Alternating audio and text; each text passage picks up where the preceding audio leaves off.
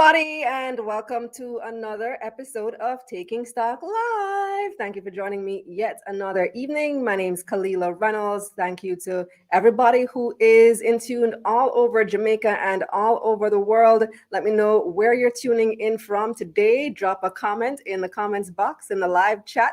Let me see where you're from this evening. I just love to read out the names and the locations where everybody is. Today we have a very exciting discussion. We're going to be telling you all about it in just a few moments. But first, I want to remind you to subscribe to my newsletter at KalilahReynolds.com/newsletter, because we have so much good information that comes out in that newsletter twice a week, Wednesdays. So tomorrow you're going to get your What's Hot in Business newsletter. And then on Sunday, of course, you will get your KRM Roundup, including my brand new editorial, The Bottom Line. So subscribe at KalilahReynolds.com/newsletter. Now here's a look what's coming up in tonight's episode. And of course, let's get this money.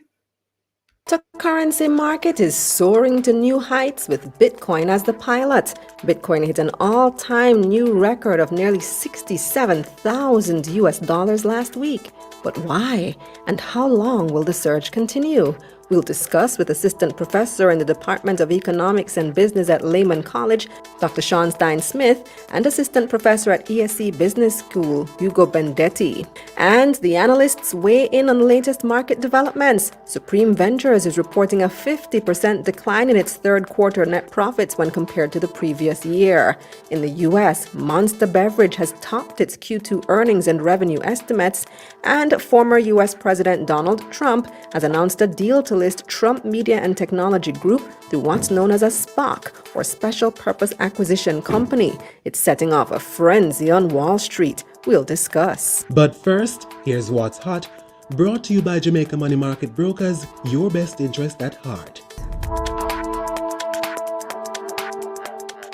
Inflation over the past 12 months has now risen to 8.2%. the highest since 2014. This is now well outside the Bank of Jamaica's target range. The cost of goods and services moved at a rate of 2.3% in September. The latest data was released by the Statistical Institute of Jamaica Statin last week. The movement was largely due to increases in the prices of agricultural produce and transportation.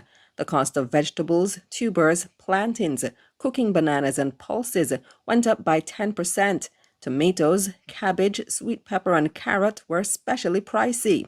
The increase in transportation costs was due mainly to a 15% rise in bus, route taxi, and hackney carriage fares granted by the government. But on the bright side, petrol prices fell. Meanwhile, consumers also faced higher prices for electricity, water, and sewage. 93,000 more Jamaicans had jobs in July this year compared to the same time last year.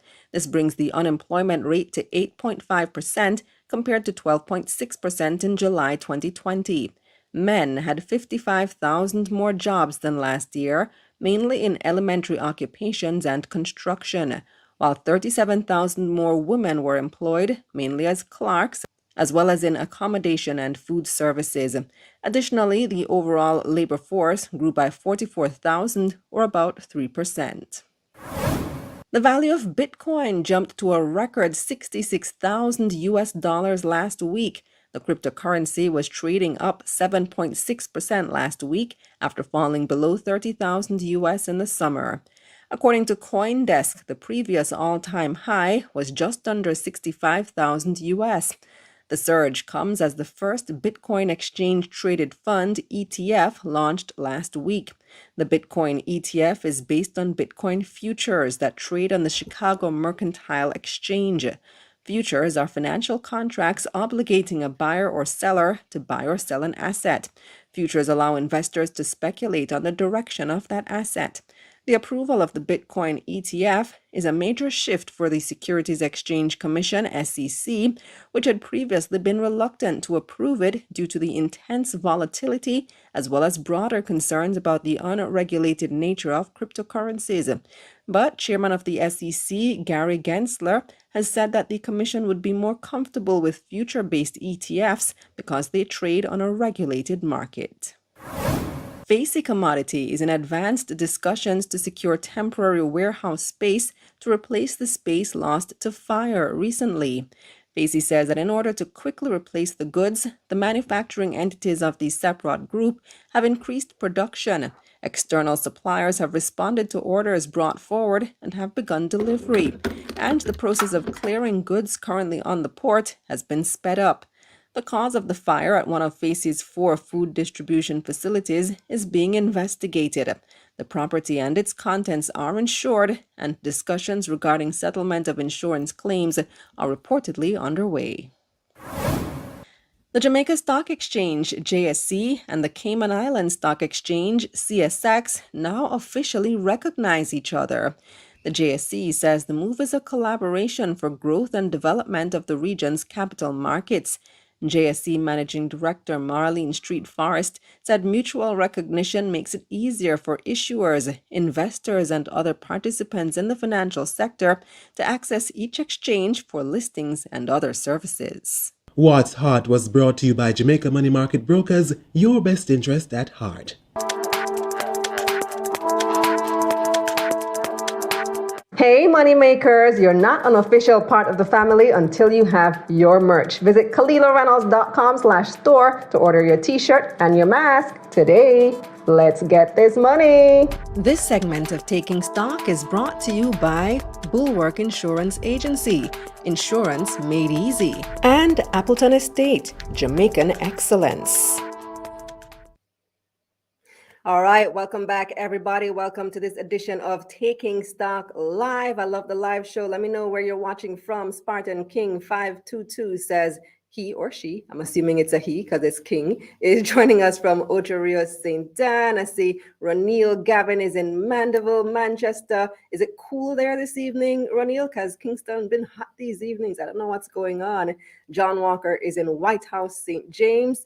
Ruth Ann Powell is in St. Elizabeth. See, I love the diversity of the locations. And then our guests this evening are joining us from different parts of the world as well. They're not in Jamaica this evening. Cameron is watching from Canada. Tasharna is in Kingston. So I like this. Yes, we truly have a diverse population of viewers this evening. One of the things I love about the show, being able to do it live and being able to live stream. We can have people from all over the world watching us and participating in the program. Jerome is in Cape Cod, Massachusetts. Wow, really nice. So I've heard, Jerome. Hope you're enjoying your time there.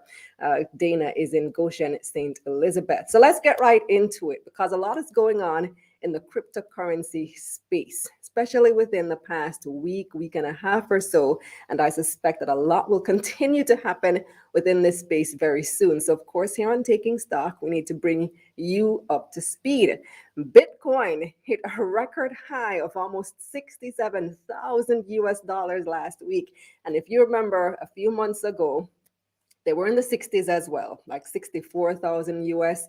And then over the summer, it just plummeted to 30-odd thousand, like half the value. And then now it's all the way back up. So we want to find out why, and we want to learn more about this new development with futures exchange traded funds, ETFs. We're going to explain what that is, what it can mean for you investors here in Jamaica and around the world. And so to shed some light on this, I have with me Assistant Professor in the Department of Economics and Business at Lehman College, Dr. Stein Smith. And we also have Assistant Professor at ESE Business School, Hugo Benedetti. Good evening. Welcome to the show. And welcome to Jamaica virtually. Evening. Happy to be here. Yeah, so where are you guys joining us from? Like what part of the world are you this evening? I'm joining from right outside NYC, Midtown Manhattan. So. Okay. So when we use the, where are you, Hugo? Oh, I'm currently in Chile. So all the way down in South America. Nice. Yeah, I love it. When we did the tighter shot, the close shot just now, Sean, it looked like you were like that painting was actually through your window. But you are in Midtown Manhattan, so it still works. Yeah, absolutely. Try to have that ambiance, right? Right. All right. So let's start out with the Bitcoin spike last week. Let me start with you, Sean. Tell me what caused that spike. Why is Bitcoin suddenly trading so high once again? Absolutely. So there are possibly two or three external forces, right, that have been driving up the price of Bitcoin and other assets out there really since about August. One is this gradual acknowledgement and understanding at the SEC, at the IRS, and other policymakers in the U.S. and internationally that Bitcoin and other crypto are now out of the fringe and are in the mainstream financial asset conversation, right? Be it the form of an ETF or institutions like Coinbase being listed and traded here in the US, one. And two, there are now options at almost every major payment processor or every major financial institution, be it PayPal, MasterCard, Visa, banks all over the world, offering products and services linked to Bitcoin and other assets in this space, basically trying to acknowledge and to integrate crypto into the broader mainstream financial conversation. And all of that points to more buyers and more interested individuals and entrepreneurs out there, not to mention the increasing pressures in terms of price in inflation in the whole world, right? All of which also helps to reinforce and to add to the business case of Bitcoin and crypto as a hedge, also. And that inflation point is a really important one to watch. Hugo, you have any other reasons to add to what Sean just said? Uh, Basically, just reinforce what he just explained, that this additional securities that we're seeing that are crypto linked, in specific the Bitcoin ETF, it's allowing institutions that through different regulatory issues are not being or have been not able to invest directly in Bitcoin. Now they can do so through these ETFs. For instance, in much of Latin America, there are no locally issued instruments linked to ETFs like the ones available in the US, for instance, publicly available trusts. In here, institutions are now able to access through this ETF in a manner that was not available 2 weeks ago. Mm-hmm. Right. So that's an issue that we have here in Jamaica as well. A lot of people who have been trying to invest in cryptocurrency have found all types of hurdles in trying to get there, trying to fund their wallet, trying to cash out. Some local banks have blocked the transactions. There have been some savvy investors who found some workarounds and found some platforms that allow it, but there's still largely a difficulty. It's not as easy as one would like to be able to trade cryptocurrency here in Jamaica. So I want to ask, how would ETFs help this process? But first, let's make it really simple and explain what ETFs are. And I want to ask Hugo to do that first. Yeah, so an ETF, it's an exchange traded fund that works pretty similar on a conceptual level to a mutual fund. So there is going to be a basket of securities. In this case, it's going to be Bitcoin futures that are going to be traded as blocks on a stock exchange.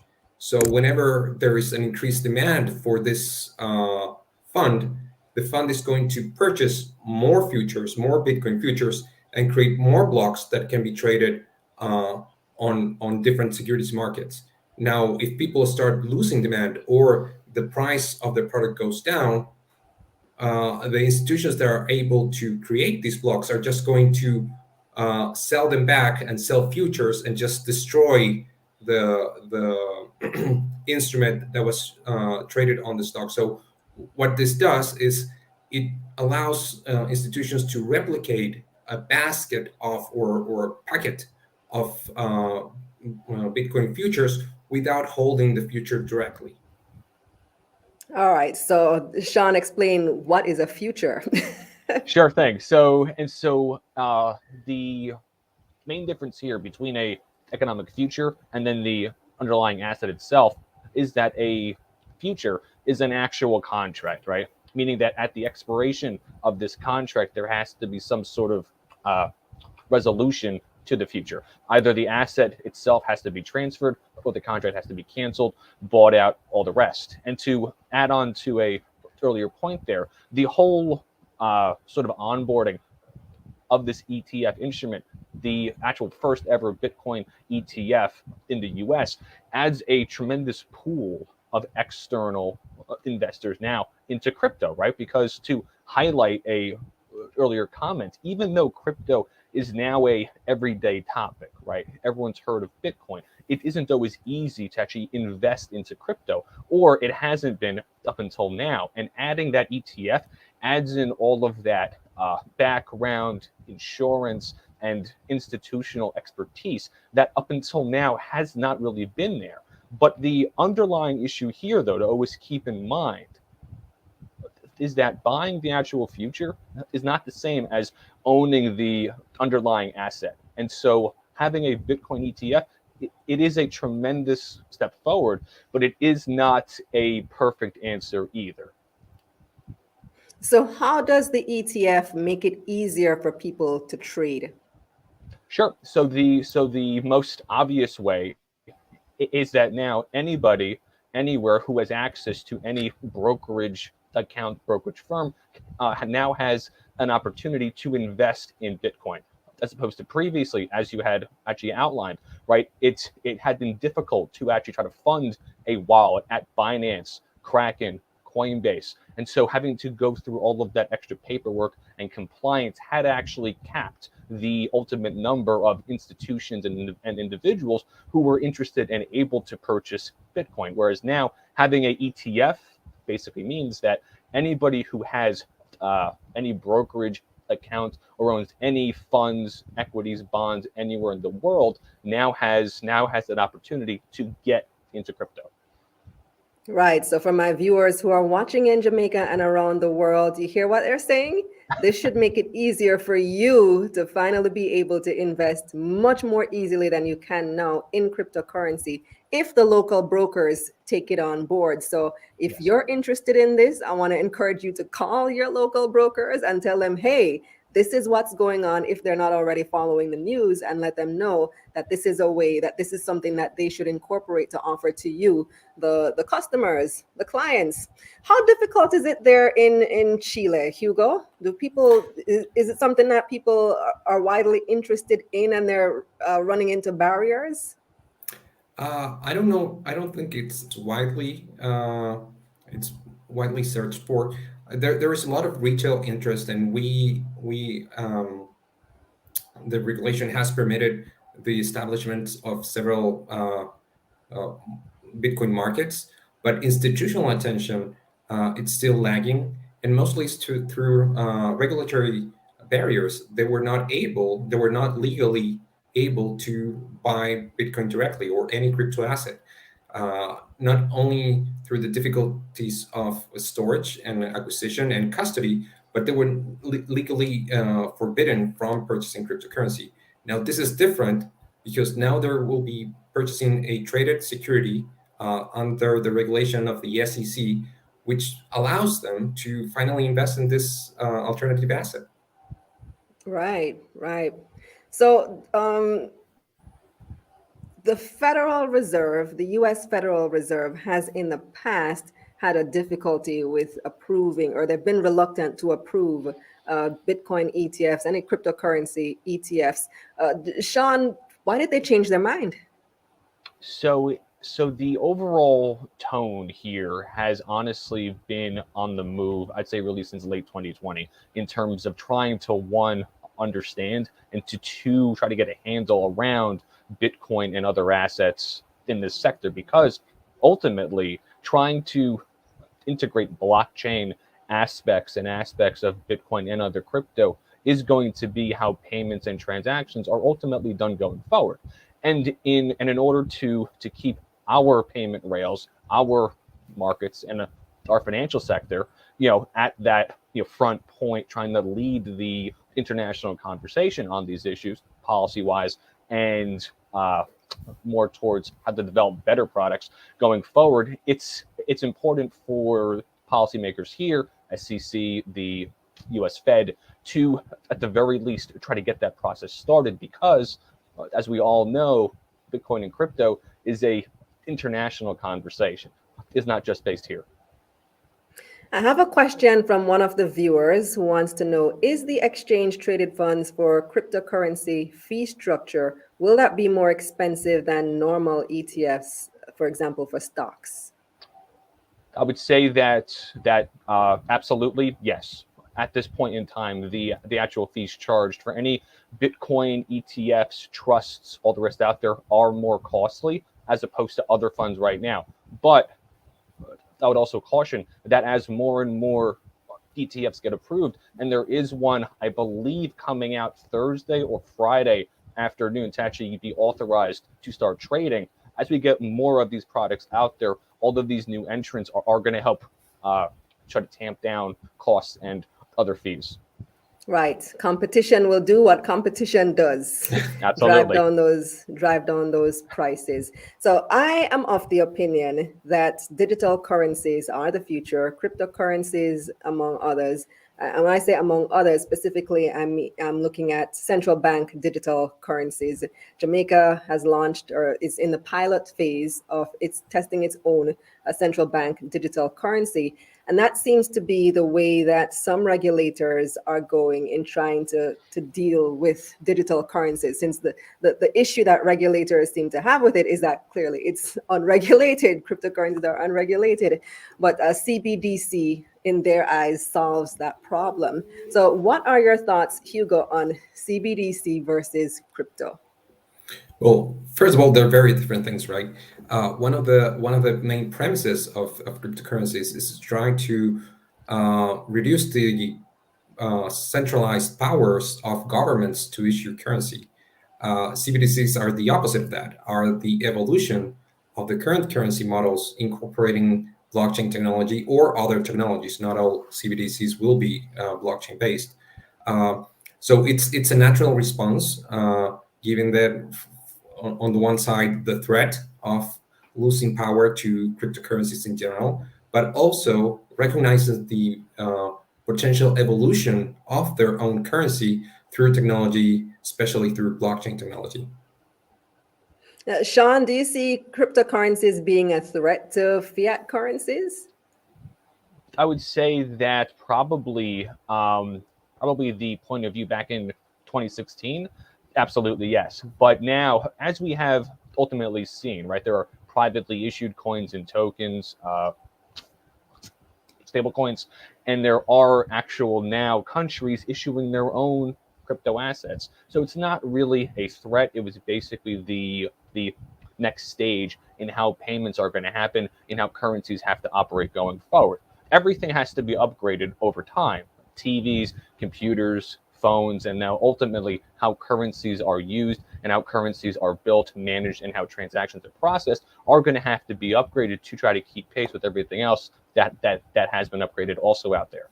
But a extra point here on the point of a CBDC is that it's also pertinent to keep in mind that having a permanent, traceable, transparent record of all transactions by all individuals and institutions who are part of this national crypto network could be used for good purposes or some evil also. So it's important to have that in mind as you are trying to weigh sort of the pros and cons of more controlled crypto options or more uncontrolled crypto options. Yeah.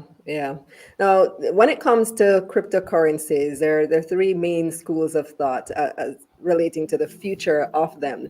One, you have the savvy investors, or the ones who jump on it and, yes, this is the future. I'm going to buy up as much Bitcoin, as much Ethereum as I can.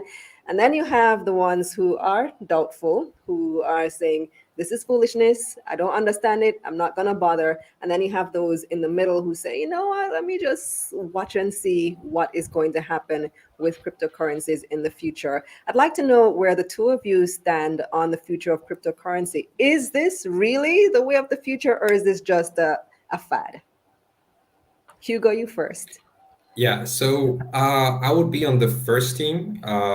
I wouldn't jump on any one cryptocurrency. I think that it's still too early to know which will be the leading protocol going forward. So my suggestion is always be a diversified investor.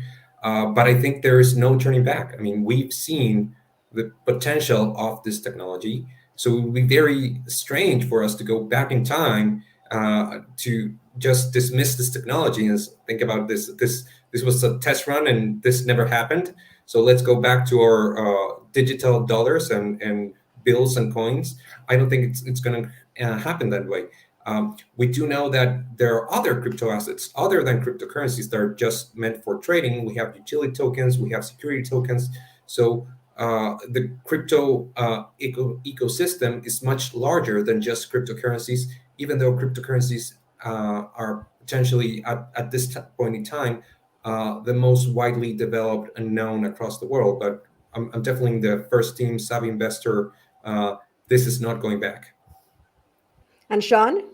I would say so, yes. That the whole future of payments, frankly, it was already going virtual anyway. Cash App, Venmo, PayPal, WhatsApp, I mean, all have options to conduct payments on their platforms using currencies that are entirely virtual.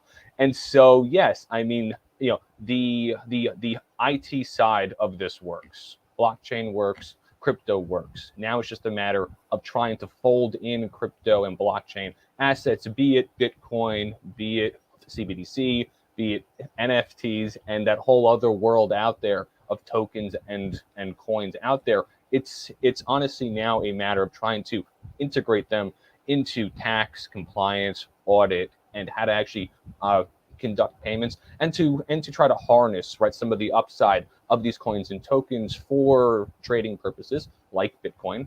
And then there are going to be other coins and tokens out there that are meant to be used as a medium of doing business only. So I would say that yes, the future is absolutely bright, but that it's too early to ultimately say which one individual coin will actually win out. But there are going to be different use cases for different tokens going forward.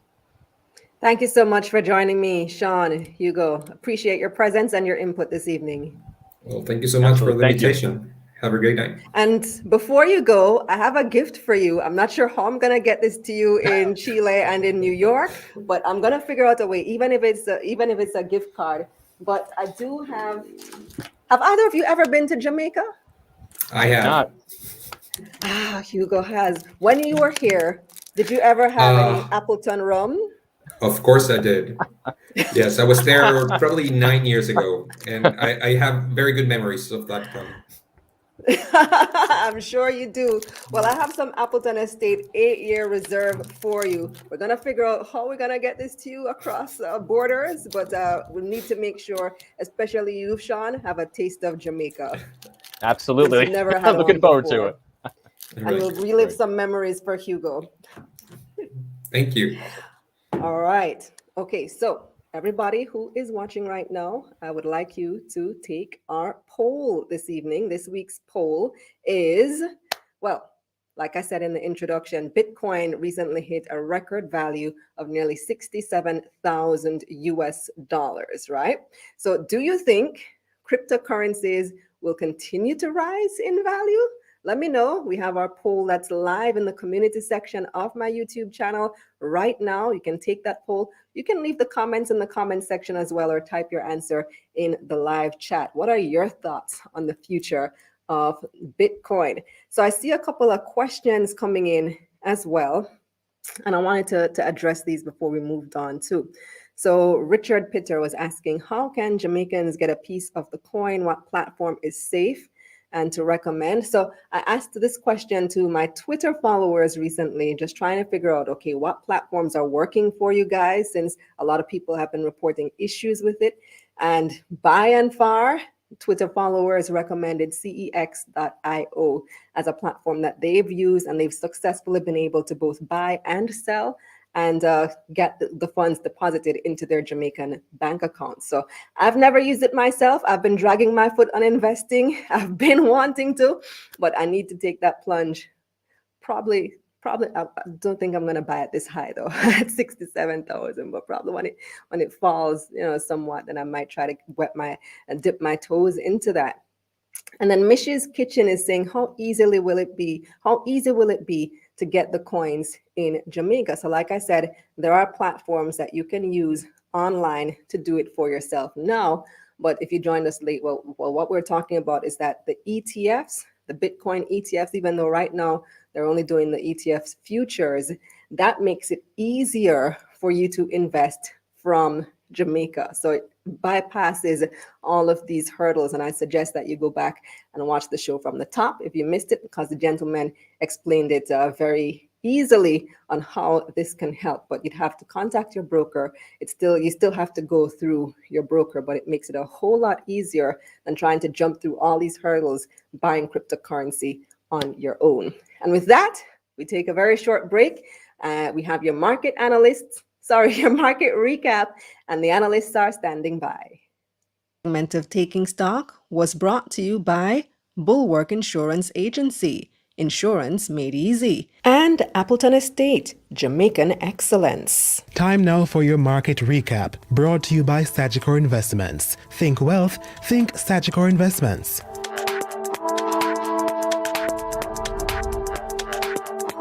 The Jamaica Stock Exchange declined, with the combined index losing more than 3,000 points, or almost 1%. 111 stocks traded across both the main and junior markets of the JSE for the week ending Friday, October 22, 2021. 51 advanced, 46 declined, and 14 stayed the same. 60 million shares changed hands on the Jamaican dollar market, totaling nearly $376 million. Wigton Wind Farm ordinary shares saw the most trading activity. It took up 17% of market volume. People bought and sold 10 million shares in the company. The stock price remained unchanged to open this new week at 51 cents.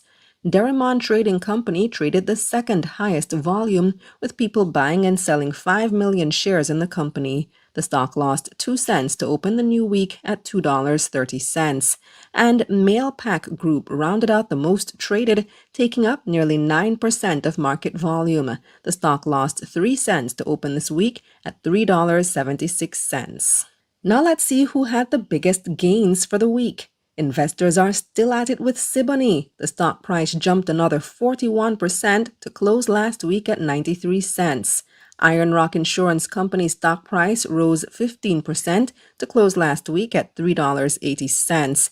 And rounding out our biggest gains, Sagicor Real Estate X Fund is up nearly 14% to open this week at $8.01. On the losing side now, Dolphin Coal was the biggest loser for the week, down 20%. The stock closed last week at $8.20. CAC 2000 fell nearly 13% to open the new week at $8.06. And rounding off the week's biggest losers, Epley 7.25% preference shares lost nearly 13% to close last week at $20. Market recap was brought to you by Sagicor Investments. Think wealth, think Sagicor Investments. This segment of Taking Stock, The Analysts, is brought to you by Proven Wealth and Ideal Portfolio Services. Welcome back, everybody. It's time now for the analysts. Let me introduce our panel, and you can see the lady in the red lipstick right there looking very lovely. Research and strategy analyst at Sagicor Investments, Jodianne Aris. We're also joined by wealth advisor at Ideal Portfolio Services, Dwayne Taylor. And do we have, oh yes, there he is, Julian Morrison. He's assistant manager of private equity at Proven Management. Welcome, fellow analysts. Hi, Kalilah. All right, so just before we go into our discussions for this evening, let me just address this comment by Ingrid Jarrett. Ingrid is saying it's too bad that Jamaicans can't purchase Tesla stocks. Tesla's going through the roof right now. Ingrid, you are misinformed, because you actually can purchase Tesla stocks through both Proven Wealth and Ideal Portfolio Services. They allow you to purchase stocks on the New York Stock Exchange as well as others around the world. So Ingrid, VM Wealth also offers that service, and a few others. So what you need to do right now is subscribe to my newsletter so that you can get my free broker guide, which tells you which firms allow you to invest in US stocks. So you can get yourself some Tesla or Linka, Julian, or Dwayne, and they can hook you up since you want the Tesla link, right? And speaking of Tesla, You guys, Elon Musk is on track to become the world's first trillionaire. That's insane. My goodness, Julian, Elon is now worth more than ExxonMobil. His net worth is approaching 300 billion US dollars. Like, what's your reaction to that? Even Well, it just goes to show conceptualize that. $1 trillion. Well, it just goes to show that technology as a sector is basically at the lead in terms of growth, because in certain value pockets, we are in the innovation phase.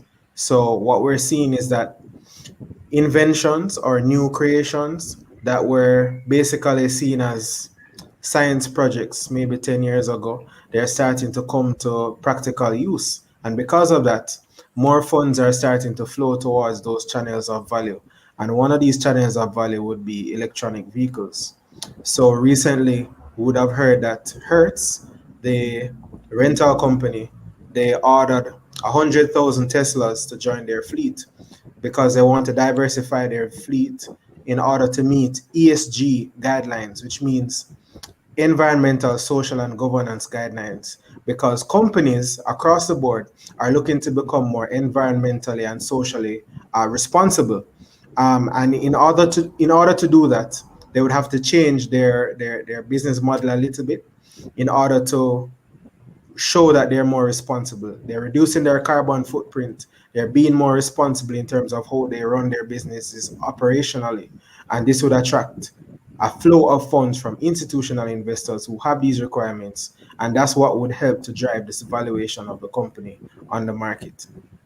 Yeah, and it's not just Tesla. Last week we were speaking about Elon's other company, SpaceX, 200 million US dollars for a trip to space. Like, it's unfathomable to us mere mortals, but to somebody like Elon, who's level, and like you said, technology and things that we couldn't have thought about 10 years ago are now just driving the future. Jodianne, if you had a choice between buying Tesla stock and SpaceX stock, which one would you choose? I think I'm a more of a safer investor, so I think I would probably go with Tesla, just on the basis that this move in terms of Hertz purchasing cars is not just the monetary gain that they're going to get from this purchase, but just that advertising or marketing that is going to come for Tesla when it is that you have these cars out there, persons renting it. There's an opportunity for persons to, in some ways, test drive for over a period of time and get more exposure to EV cars. So there's going to be a little bit more spill off to come from that end. So it depends on your risk tolerance. So how much, because I think probably SpaceX being the newer company might have more upside, since it is riskier. It's not necessarily tried. And which one would you choose, Dwayne? I would definitely go with Tesla, just off of the basis that we can measure it a bit better. I know that SpaceX would be a bit new to the market, but Tesla has proven time and time and time over that they are a company that's heading possibly to over $1,000 per share, maybe 1,500 per share. I mean, just to add to their performance of late, their financials came out, and one of the most notable things that was brought out of it were the European sales of Tesla cars. In particular, I think Model 3, it was at an all-time high, outdoing a lot of petrol using vehicles that use petrol. So it's almost the birth of a new era. I know that this has been a long time coming, but with the introduction of EV into the market space, it's definitely making times a bit more exciting. It's something to look forward to. And it's also conscious for the environment. I mean, we can't downplay how much carbon emissions have impacted the world up till now. So the fact that we have a company that's not only technologically advanced, but also is looking towards, essentially saving the planet, so to speak, I would definitely put my bet on Tesla right now. All right. Exciting times to come, watching these companies grow and take off. So, speaking of growth and taking off, there's some news surrounding former President Donald Trump and his media business. Dwayne, I'd like you to bring us up to speed on what's going on with Trump and his SPAC. And first of all, what is a SPAC?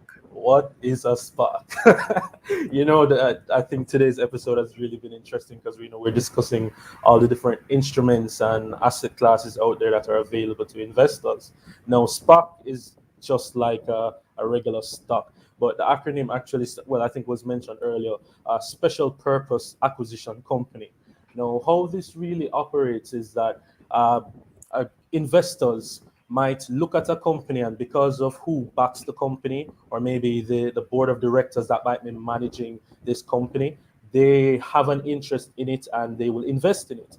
And normally it takes the valuation of roughly about $10 per share. So if you actually look at the spot that Donald Trump is pushing, that's Digital World Acquisition Corp, it actually traded for roughly $10 for a very long time until recently. Now, they've made this announcement that they're looking to acquire Trump's media company and also his, well, not only media company, but his Facebook-esque website called Truth Media, I believe. Let me just confirm. Yeah, Truth Media, essentially. So what that means is that, all right, this SPAC is now investing into a company that persons think have the ability to essentially compete on the market. Now, one of the selling points that Trump, well, not so much Trump, but the announcement that was made was that they are looking to combat against the big tech companies. So it's funny, we're talking about all these tech companies, and yet we have another institution that's trying to compete with them. Because Twitter and all these places had banned Trump, Facebook, basically all the social media sites had banned Trump, right? So there is a belief that that has a big role to play in it, and I mean, I'm sure persons will look at that, but the focus is that they believe that a lot of tech companies, the censorship with Twitter is one thing that's a big issue. Privacy and data, especially when it comes on to Facebook, there's a major concern surrounding that, and as such, Trump and this SPAC essentially is offering an avenue for investors to have an alternative. So he's actually looking to match all the major tech companies and is inviting persons to be a part of that.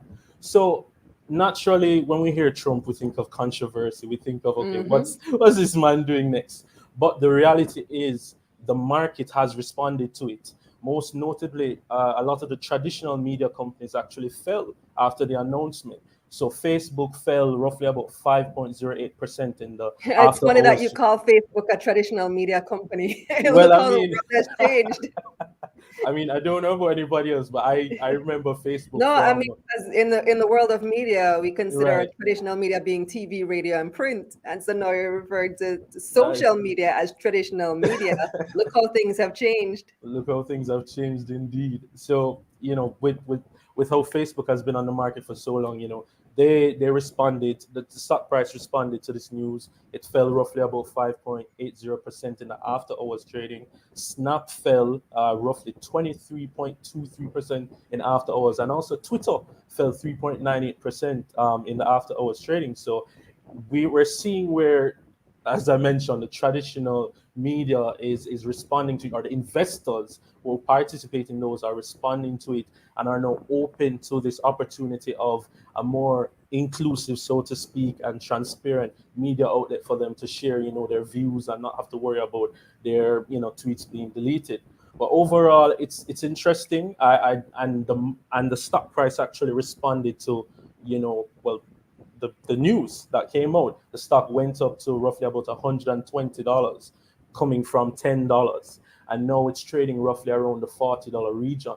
So in terms of us investors, we look at that and we say, well, all right, how would I really benefit from this? Because it's kind of very quick. This happened and it rose and fell in the space of like a couple of days.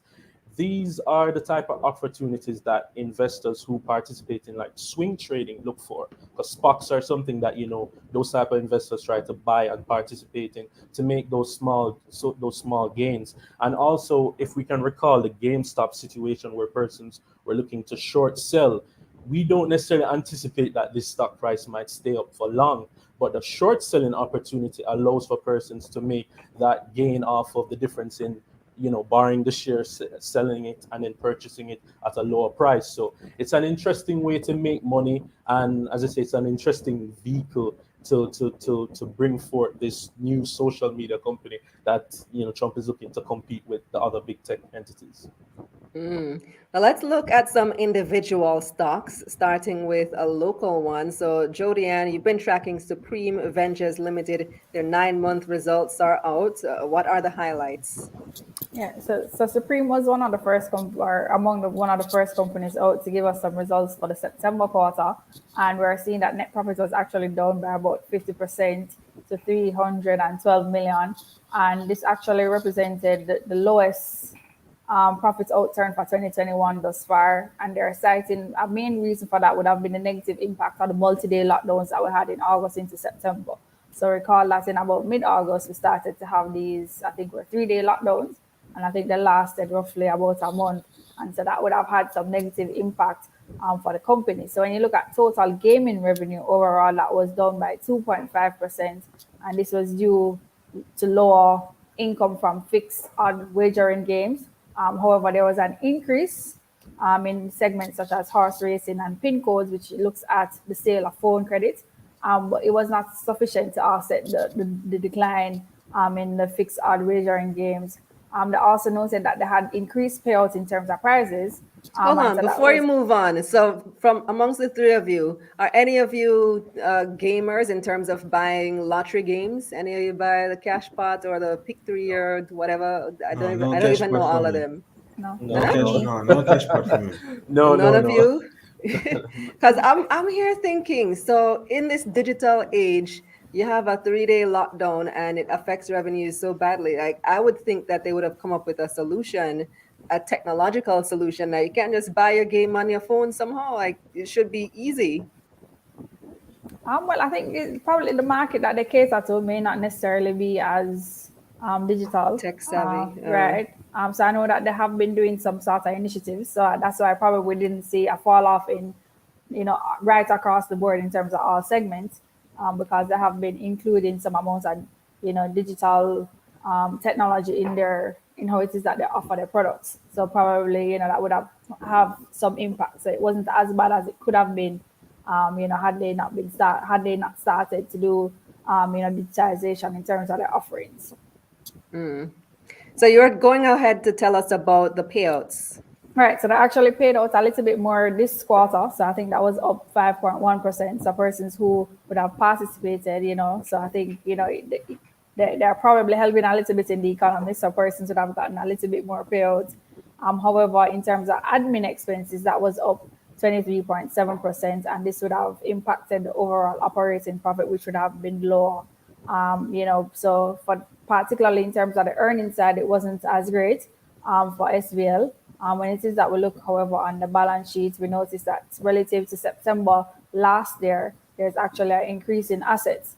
And this was due to higher fixed assets. And we can recall that in, I think, the latter half of 2020, that SVL actually did a $3 billion bond raise to do acquisitions at the post-to-post betting and to invest in property and equipment. And so, that would have buffered in terms of the assets base. However, when it is that we compare the assets relative to the end of 2020, we noticed that cash balances were down, and this was due to, payments in terms of dividend.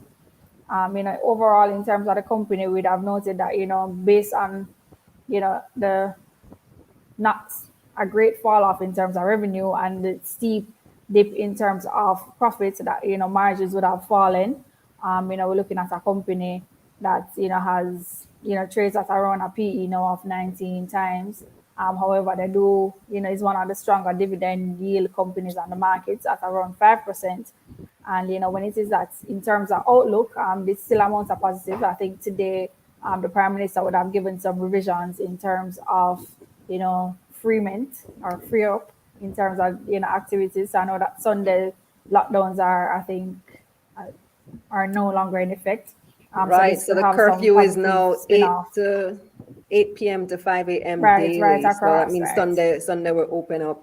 and it's just right across. There was some discussion about schools reopening as well. So a lot was announced this evening. I was just listening to it before we came on the program.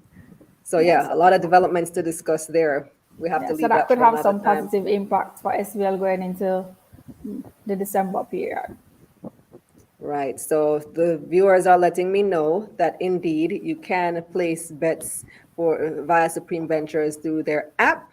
Marcus says, yes, they have an app where you buy like credit for your account, then you place the bet on the app. They launched it even before COVID came. So yeah, they are embracing the technology, but I suppose the users aren't as fast with it as Supreme Ventures would probably like it to be.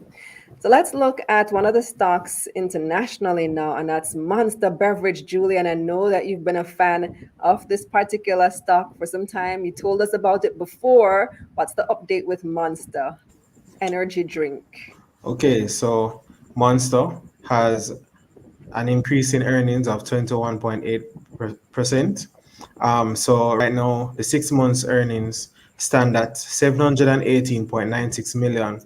And if we were to annualize that, it would be 1.44 billion. So it means that they're on track to beating their 2020 result. And that result in 2020 already surpassed the 2019 level. So from a profitability standpoint, the company is having a fairly favorable financial year given the conditions and all the challenges that it's up against. So in terms of revenues now, revenues are up 25%, 25.5% to 2.7 billion. And the strong growth is coming from all market segments. So the highest growth area is Latin America and the Caribbean, which is showing growth of 71.3% year over year. But the largest area in terms of volume is North America, which is showing growth of double digits, which is 16.14%, which is actually very good. Now, in terms of operating cash flows are up 33.18% to 586.59 million. So it means that the operating cash flows are up, revenues are up, profitability is also up at the same time. So that means that the company is doing well in terms of quantity of earnings and, of course, quality of earnings. So these are positive signals. We expect the company, as we mentioned before, to beat the previous year's performance because of consumer spending being strong. And this is backed by improving labor market conditions and persons actually earning higher wages because of a stronger labor market. Now, we also have reopenings continuing in these large markets, these large growth markets. We're seeing more sporting events, entertainment events, and of course, the rise of e-gaming online. And in all these three scenarios, we have persons consuming energy drinks, and a lot of them are actually under the banner of Monster Energy Drink. So that should benefit the company going forward. In terms of the stock itself, we noticed that it's actually down 8% from the 200-day moving average, and it's down 14% from the 52-week high. Also, it's down 7.5% year to date. So it's actually an opportunity to look at this stock that has been doing well financially, even though it has pulled back from a 200-day perspective and from a year-to-date perspective. In terms of the PE, it's about 29.4 times. The return on equity is 30%, which is actually very strong from a financial perspective. The stock price is about $85, $85.58. And essentially, it's an opportunity for investors to have a longer time horizon because essentially the price is more than likely going to surpass the earnings in terms of the growth trajectory, because we know investors buy earnings and the company has very strong trajectory. The economic conditions support this, and we expect investors to respond in due time. So it's good for investors to consider looking here. In terms of the risk, we noticed that input costs were up 34%. As we know, shipping costs are on the rise. We're seeing shortages around aluminum cans because of supply chain issues. So that has squeezed the company in some areas. However, despite all of these things, the company has performed, as I mentioned before. So that's an even better picture for Monster Energy. So before we go, I want to throw this one out there from one of our viewers. Nia wants to know, how is it possible for Jamaicans to invest in oil wells in different countries like America, for example? Can any of you tell her how she might be able to do that? Okay, so you could look at a REIT that packages oil wells that generate income, because there are different kinds of REITs on the US market. So there are REITs for hospitals, there are REITs for medical complexes, there are REITs for regular real estate. So you could actually find a REIT that is tied to oil in some way, shape, or form that could give you that kind of income return. So that's one avenue. Another avenue could also be an exchange traded fund that actually is tied to oil wells or oil related assets. So you can get that indirect exposure through those two different vehicles, the ETF and possibly a REIT, but that would take some research. And so she can consult her broker and see if that's something that they allow. Definitely. The secret is homework and legwork. That's what generates the Right. returns. Right. All right. Thank you so much, Dwayne, Jodianne, and what name again? What? Julian. Senior moment. Dwayne, Jodianne, and Julian. Everybody, stay with us. I'm going to take some more of your comments. I see a lively discussion taking place in the chat about some of these tech companies. So we're going to discuss that a little bit when we come back from this very brief break. Segment of Taking Stock, The Analysts, was brought to you by Proven Wealth and Ideal Portfolio Services.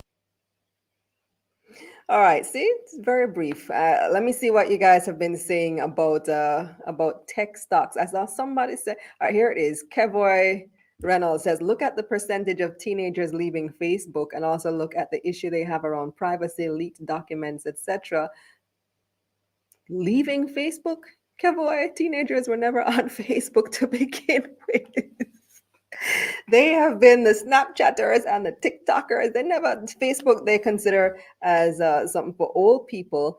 But let me tell you this, Facebook still has like 3 billion users. I don't know how many of those users are active users because, for example, I'm there, but I barely use it anymore. Let's see what other people are saying. Kevoy said, same person, good entry for Facebook is around $250. Where is it right now? Like, where's the stock price? Richard was saying Facebook is a good buy right now. So, and remember, Facebook owns other companies. So it's not just the traditional Facebook platform, but Facebook owns Instagram, they own WhatsApp, they own Facebook Messenger, and who knows what else they would be poised to buy in the future because they are still the giant in the room when it comes to social media. I saw some other comments regarding tech. Let me see if I can find them. I see some of you making some connections over here. Let's see. CD says best tech stock hands down is AMD. That's the movie theater. Great CEO, and also NVIDIA. That's the chip maker. Remember, Julian told us about NVIDIA several weeks ago when we talked about that whole chip shortage. And Apple, he says, that's it. Let's see what else. Ingrid says, I love Apple. And Ingrid is an avid investor in stocks over there. CD says, chips are running the world, can't go wrong. No lies were told in that comment. Chips are indeed running the world. They're in your computers, they're in your cars, they're in your games, they're in so many things, in your phones. They're in so many things that we use right now. Let me see what else we have. Richard says, why I said it's not going to drop to 250. This is their fourth scandal and the stock claimed more. Once again, what is, I can look it up right now. Facebook stock, what is it trading at right now? Let's see, $315.81. That's where Facebook is as we speak. So hoping to get it, some people hoping to get it for $250. That wouldn't be a bad deal at all. Kevoy says Facebook is always a great long-term hold. Looking forward to their VR AR for 2021. Richard, again, CD Semiconductor, AMD, etc. Intel is dying. Remember Intel? They're on my computer right now. Intel Core inside. Core i7 is what I have. Remember when Intel Pentium was the standard? If you had a Pentium processor, boy, you're top, you know. Ingrid says, long-term hold all the way from me. CD's commenting, also stocks that make EV, electronic vehicles operate, so chips, CPUs, batteries, companies that mine the material to produce the batteries. I like how you think, CD. I was watching one of the new episodes of Billions the other day. Do you guys watch Billions? So, what's the title character's name again? Axe was given some performance enhancing drugs that he thought made him mentally prepare stronger, and that's where their mindset was when the whole team was on the stuff, and they were like, oh, we need to get the ore that's gonna be used to make all these chips and all this stuff. So that's pretty interesting. Let's see. Hyperinflation is what Balanced is worried about. So we have been seeing inflation. I saw a comment recently, I don't remember from who, some big shot on social media, somebody with a lot of followers saying hyperinflation is going to be a big issue. Now, I want you guys to remember that while we are suffering from inflation, and right now here in Jamaica it's 7%. In the US, I think it's about 5%. And in both of these countries, this is a lot higher than it normally is. And it is predicted to get even higher as well. So inflation is something that we're watching. But when I want you to be careful in the use of words that you choose. So hyperinflation now refers to 50% or higher inflation. We're nowhere near that right now. In Jamaica, like I said, we're at 8%. The US is, I think, about 5%. We're nowhere near where Jamaica was in the 1990s when we did indeed suffer hyperinflation. In the 90s, if I remember correctly, inflation in Jamaica was like 60% and above. When you think about countries like Zimbabwe, where their currency has gone to $1 million bill, that's what hyperinflation looks like. When you look at countries like Venezuela in the past 5 years, what prices have been like there, that's what we're talking about when we say hyperinflation. So don't confuse the two. Yes, inflation is a problem right now, but we're not at the stage where we are yet worried about hyperinflation. Let me see. Markland says, crypto miner stocks are a good buy.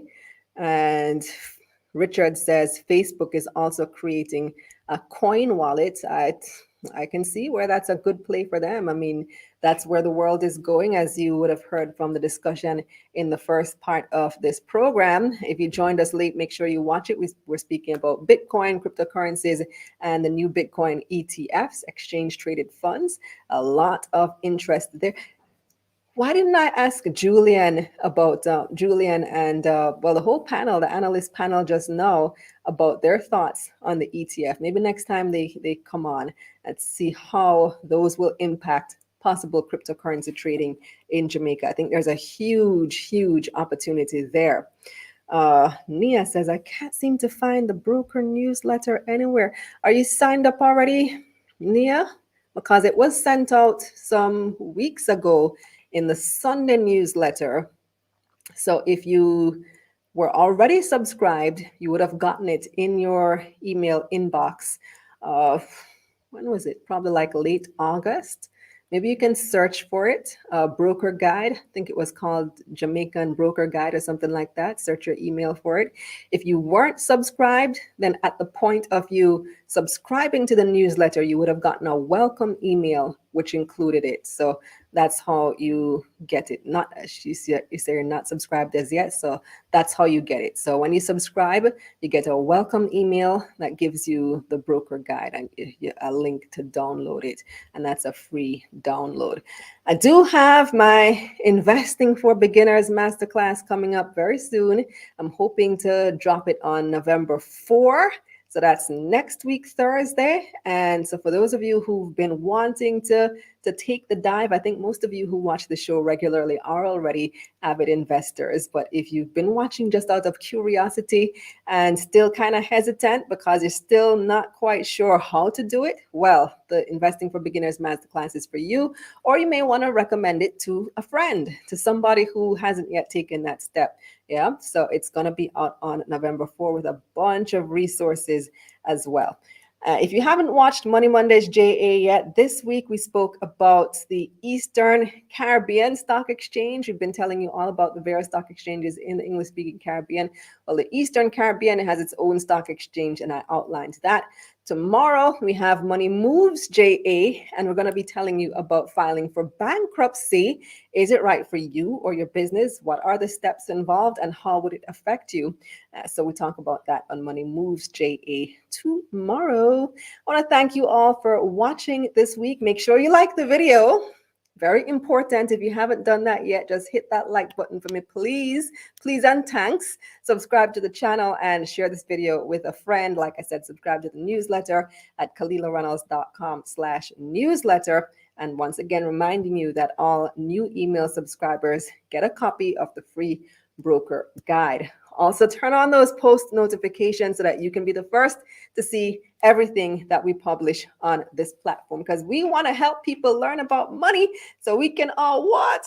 Get this money together. All right. That's it for this week. I'm Kalilah Reynolds. Say it with me. Let's get this money.